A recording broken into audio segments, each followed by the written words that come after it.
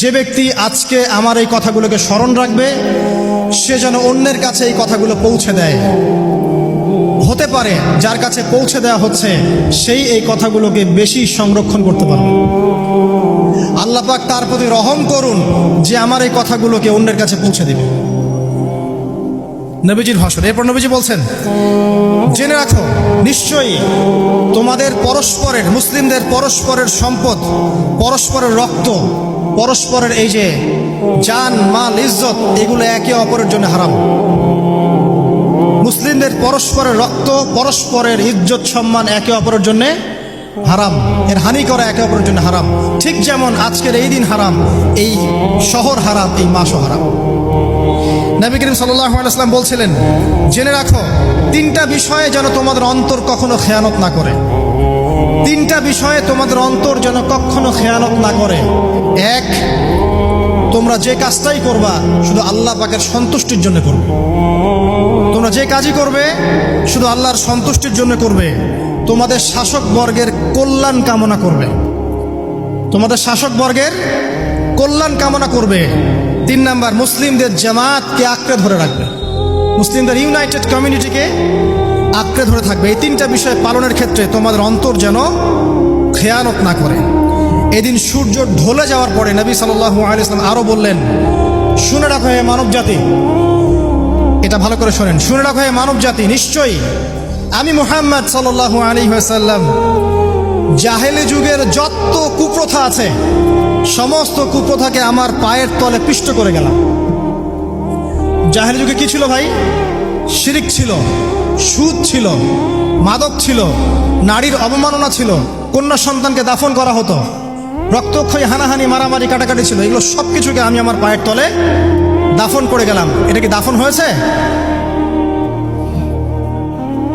তিনি বলছেন, নিশ্চয়ই আমি জাহেলি যুগের সুদকে আমার পায়ে তলে পিষ্ট করে যাচ্ছি। সর্বপ্রথম যার সুদ আমি পিষ্ট করছি তিনি হচ্ছেন আব্বাস ইবনে আব্দুল মুত্তালিব, আমার চাচার সুদ। নিজের পরিবার থেকে দৃষ্টান্ত স্থাপন করলেন। তিনি আরো বললেন, হে উপস্থিত জনগণ, তোমরা মেয়েদের ব্যাপারে সতর্ক থাকবে এবং তোমাদের স্ত্রীদের ব্যাপারে সতর্ক থাকবে, তাদের হকের ব্যাপারে সতর্ক থাকবে, কেননা তোমরা তাদেরকে আল্লাহর কালিমার মাধ্যমে হালাল করে নিয়েছো। অতএব তাদের ব্যাপারে তোমরা সতর্ক থাকবে। তোমাদের উপর তাদের হক হচ্ছে তোমরা যা খাবে, যা পরবে, তাদেরকেও তাই খাওয়াবে, তাই পরাবে। আর তাদের উপর তোমাদের হক হচ্ছে তারা তোমাদের বিছানায় এমন কাউকে আসতে দিবে না যাদেরকে তোমরা অপছন্দ করো। নবী করিম সাল্লাল্লাহু আলাইহি ওয়াসাল্লাম আরো বলছেন, এই দিন আইয়ুহান নাস, মানব জাতি, তারাকতু ফিকুম আমরাইন, জেনে রাখো আমি তোমাদের সামনে মাত্র 2টো বস্তু ছেড়ে গেলাম। কয়টা বস্তু? লান তাদিল্লু মা তামাসসাকতুম বিহিমা, তোমরা কোনোদিন পথভ্রষ্ট হবে না যতদিন এই 2টা বস্তুকে আঁকড়ে ধরে থাকবে। কিতাব আল্লাহ, আল্লাহর কিতাব, ওয়া সুন্নতি নবীহি, এবং তার নবীর সুন্নাহ। তিনি আরো বললেন, আল মুসলিম, জেনে রাখো প্রকৃত মুসলিম সে ব্যক্তি, মান সালিমাল মুসলিমুনা মিন লিসানিহি ওয়া ইয়াদিহি, যে ব্যক্তির হাত এবং জবান থেকে অন্য মুসলিম নিরাপদ থাকে সেই ব্যক্তি হচ্ছে প্রকৃত মুসলিম। আল মুহাজির, আর প্রকৃত মুহাজির সে ব্যক্তি, মান হাজারা মা নাহাল্লাহু আন, আল্লাহ পাক যা নিষেধ করেছেন সেখান থেকে যে দূরে থাকে সেই ব্যক্তি প্রকৃত মুহাজির, মানে হিজরতকারী। তিনি আরো বললেন, মনে রেখো আমি তোমাদের সবার আগে হাউজে কাউসারে চলে যাব, সুবহানাল্লাহ, এবং সেখানে আমি তোমাদের জন্য অপেক্ষা করতে থাকবো। অতএব শোনেন, অতএব তোমরা আমার চেহারাকে কালিমালিপ্ত করো না, মানে আমার চেহারায় কালিমালিপ্ত করো না, আমার নাম নষ্ট করে দিও না। আমি তোমাদের সংখ্যাধিক্য দেখে আল্লাহর কাছে গর্ব করব, আমাকে তোমরা অপমানিত করো না। আজকে কি আমরা তার দায়িত্ব পালন করে উম্মাহ হতে পেরেছি?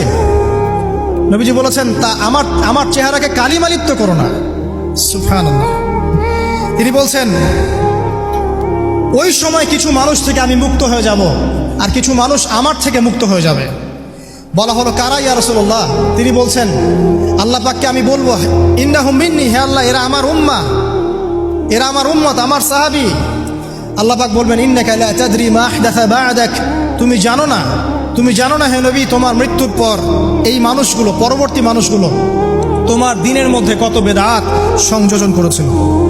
তিনি আরো বলেছিলেন, হে জনগণ, জেনে রাখো প্রত্যেক পরিবারের জন্যে প্রতি বছর একটা করে পশু জবাই করার বিধান। প্রত্যেক পরিবারের জন্যে, সামর্থ্যবান পরিবারের জন্য প্রত্যেক বছর একটা করে পশু জবাই করার বিধান রয়েছে। তিনি আরো বললেন, মনে রাখো একজনের অপরাধের শাস্তি আর একজন কখনো পাবে না। আর বাবার দোষে ছেলে কখনো দুষ্ট হবে না, ছেলের দোষে বাবাও কখনো অপরাধী হবে না। তিনি আরো বললেন, জেনে রাখো হে মানব জাতি, নিশ্চয়ই শয়তান এই বিষয় থেকে নিরাশ হয়ে গেছে যে তোমরা শয়তানের ইবাদত করবে। শয়তান নিরাশ হয়ে গেছে, কিন্তু শয়তান নিরাশ হয়নি একটা বিষয় থেকে, যে তোমরা একে অপরে হানাহানি, কাটাকাটি, ফিতনা, ফাসাদে ব্যস্ত থাকবে, যেমনটা এখন আমরা করছি। আমরা কিন্তু সরাসরি কখনো শয়তানের ইবাদত করছি না, করছি? কিন্তু মুসলিমরা এখন পরস্পরে হানাহানি, কাটাকাটি, ফাসাদে লিপ্ত আছে। তিনি আরো বললেন যে একজন মুসলিমের জন্য হালাল নয় অন্য মুসলিমের সম্পদ আত্মসাৎ করা, যতক্ষণ না সে স্বেচ্ছায় খুশি মনে তোমাকে সম্পদ প্রদান করে। অতএব তোমরা একে অপরের প্রতি জুলুম করবে না। তিনি আরো বললেন, সাবধান, আমার ইন্তেকালের পরে তোমরা একে অপরের গর্দান উড়িয়ে কাফের হয়ে যেও না। সাবধান, আমার ইন্তেকালের পর তোমরা একে অপরের গর্দান উড়িয়ে কাফের হয়ে যেও না। তিনি আরো বলেছেন, একজন মুসলিম আরেকজন মুসলিমকে গালি দিতে পারে না। যদি একজন মুসলিম আরেকজন মুসলিমকে গালি দেয়, এটা হচ্ছে ফাসিকি। এবং একজন মুসলিম যদি আরেকজন মুসলিমের সাথে যুদ্ধ করে, এটা হবে এক প্রকার কুফরি। তিনি আরো বলেছেন, হে জনগণ, জেনে রাখো আমার পরে কোনো নবী নেই, আর আমার পরে তোমরা ব্যতীত আর কোনো উম্মত নেই। এর চেয়ে স্পষ্ট কথা হতে পারে? আমার পরে কোনো নবী নেই, আর আমার পরে তোমরা ছাড়া কোনো উম্মত নেই। তাহলে আমরা যখন নতুন নতুন নবী বানিয়ে নিচ্ছি, কোনো কোনো ক্ষেত্রে বলছি একজন ব্যক্তি ছিলেন, সে নিজে ঈসাও ছিল, সে মাহদিও ছিল, সে নবীও ছিল, নাউজুবিল্লাহ। এবং দিন দিন মানুষ এই খাতায় নাম লিখাচ্ছে, সুবহানাল্লাহ।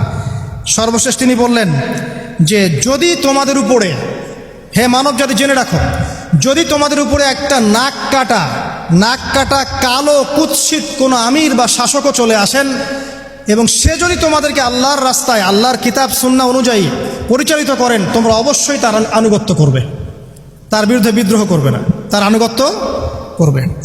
জেনে রাখো, শেষে তিনি বলেন, জেনে রাখো হে মানব জাতি, আজকে থেকে কুল্লুকুম মিন আদম, তোমরা সবাই আদম সন্তান, ওয়া আদামু মিন তুরাব, আর আদম হচ্ছে মাটির সন্তান। আরবের উপর অনারবের, অনারবের উপর আরবের, সাদার উপর কালোর, কালোর উপর সাদার, লালের উপর কালোর, অথবা কালোর উপর লালের কোনো রকম প্রাধান্য নাই। ইল্লা তাকওয়া, শুধু তাকওয়া ব্যতীত। যে ব্যক্তি বেশি মুত্তাকি, সে আল্লাহর কাছে বেশি মর্যাদার অধিকারী হবে ইনশাআল্লাহ তাআলা। সর্বশেষ তিনি আঙ্গুলটা উঁচু করলেন, নিজের শাহাদাত আঙ্গুলি উঁচু করে আকাশের দিকে তাকালেন, এরপর জনগণের দিকে তাকালেন, তাকিয়ে বললেন যে তোমাদের ব্যাপারে, হে জনগণ, তোমাদের ব্যাপারে আমাকে আল্লাহ জিজ্ঞাসা করবেন। ফামা আনতুম কাইলুন, তোমরা ওই সময় কি বলবে আমার সম্পর্কে? তখন সাহাবীরা বললেন, আমরা বলবো যে আপনি বাল্লাগতা রিসালাতাক, আপনি আপনার রিসালাত পৌঁছে দিয়েছেন, ওয়াজ্জা আমানাতাক, আপনার আমানত পূর্ণ করেছেন, ওয়া নাসাহতা উম্মাতাক, এবং আপনি আপনার উম্মতকে নসিহত করেছেন। সুবহানাল্লাহ। এরপরে তিনি আকাশের দিকে তাকিয়ে বললেন, আল্লাহুম্মা ফাশহাদ, হে আল্লাহ আপনি সাক্ষী থাকেন। আল্লাহুম্মা ফাশহাদ, হে আল্লাহ আপনি সাক্ষী থাকেন। আল্লাহুম্মা ফাশহাদ, হে আল্লাহ আপনি সাক্ষী থাকেন যে আমি আমার দায়িত্ব পৌঁছে দিয়েছি। এরপরে নাজিল হলো, আল ইয়াউমা আকমালতু লাকুম দীনাকুম ওয়া আতমামতু আলাইকুম নি'মাতি ওয়া রাদিতু লাকুমুল ইসলাম দীনান। এই হলো বিদায় হজ।